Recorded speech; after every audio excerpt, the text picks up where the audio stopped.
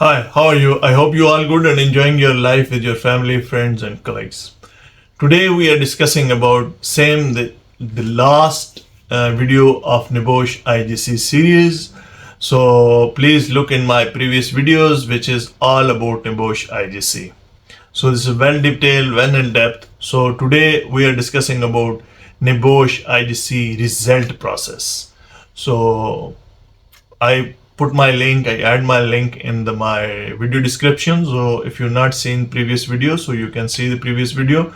And if you see the whole series of video on the NEBOSH IGC, I'm sure you win the game. So today we talk about the NEBOSH IGC result process. The NEBOSH IGC International Journal Certificate result process involves several steps, from sitting to the exam and receiving your final result and certificate. Here is an overview of the process.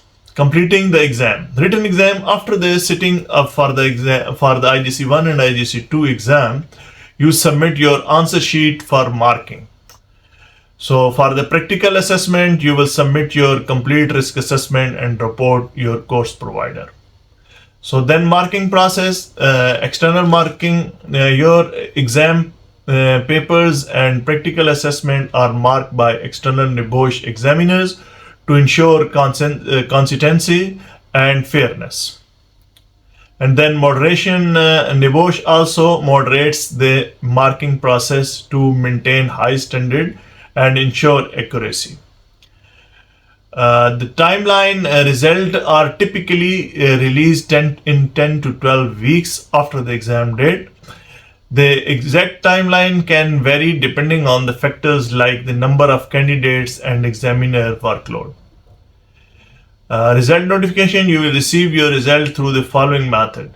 Email. NEBOSH send an email to candidates with their result. You can also check your result via the NEBOSH student portal if you have an account. So grading. Passing, I think about 50% are higher for each written paper and 60 are higher for a practical assessment. The credits achieving score 65% or higher is a credit, and distinction achieving a score of 75% or higher. Certificate. If you pass, you will receive your NEBOSH IGC certificates in few weeks after the result announced. The certificate is typically sent to the address to your provider where you register for the exam. So if you don't pass one or more units, you can resit the exam. You only need to resit the unit you did not pass. If you pass one IGC 1, for example, then and fail IGC 2, then you only have to resit for IGC 2. Coordinate for the resitting process. Coordinate with your course provider to schedule resit. The process and fees for resitting are usually similar to the initial exam. Appeal and inquiries. This is also system in NEBOSH for appeals and inquiry about result, EAR. If you believe there was an error in marking in your paper, you can request an inquiry about result. There is usually a fees for this service. Appeal process. If you are not satisfied with the outcome of EAR, inquiry about result, you may have the option to appeal the decision. The appeal process is more formal and can involve a review by a NEBOSH panel.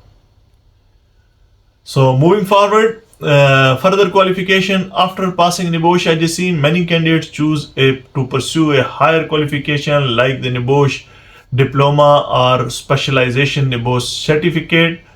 Career advancement. The NEBOSH IGC is recognized globally and can significantly enhance your career prospects in health and safety. This process ensures your results are accurate and that you receive recognition for your achievement in health and safety.